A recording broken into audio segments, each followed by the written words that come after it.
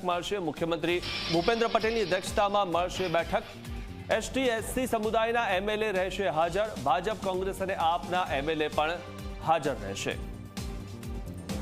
ત્યારે મુખ્યમંત્રી ભૂપેન્દ્ર પટેલની અધ્યક્ષતામાં બેઠક મળવાની છે। થોડી વારમાં તકેદારી કમિટીની બેઠક મળવાની છે। એસટી એસસી સમુદાયના એમએલએ પણ હાજર રહેવાના છે, ત્યારે થોડી જ વારમાં બેઠક મળશે।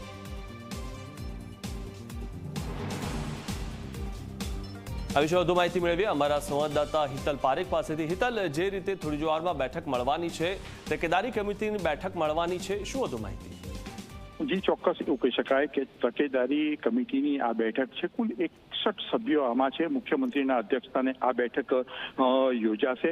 સ્વાભાવિક છે કે જે પ્રકારે બંધારણમાં પ્રાવધાન કરાયું છે ને કમિટીની જે રચના હતી અને રચના વખતે પણ હાઈકોર્ટ અને સુપ્રીમ કોર્ટનું જે ગાઈડન્સ છે એ ગાઈડન્સ પ્રમાણે દર 3 મહિને બેઠક મળવી જોઈએ, પણ બેઠક મળવામાં મોડું થયું છે। આજે જ સવારે વિધાનસભા ગૃહમાં આ બેઠકના મુદ્દા ઉપર જ ગૃહ રાજ્યમંત્રી હર્ષ સંઘવી અને કોંગ્રેસના સભ્ય અમિત ચાવડા અને શૈલેષ પરમાર વચ્ચે આ મુદ્દા પર ચકમક જરી હતી કે બેઠક બોલાવવામાં નથી આવતી। એ અંતર્ગત આજની બેઠક તાત્કાલિક અસરથી બોલાવવામાં આવી છે। ચોક્કસ અગાઉથી આ બેઠક આયોજિત કરવામાં આવી હતી। એ અંતર્ગત ધારાસભ્યો મળશે અને એસસી અને એસટી જે સમુદાય છે એની ઉપર જે અત્યાચારો થાય છે એ અત્યાચારોનું નિવારણ અને એ પગલાં ભરવા, એમના બજેટની ફાળવણીથી માંડીને એનો ઉપયોગ કરવા સુધીના તમામ મુદ્દાઓ આ બેઠકમાં ચર્ચા વિચારણા કરવામાં આવશે। જી, આભાર હિતલ, માહિતી આપવા બદલ।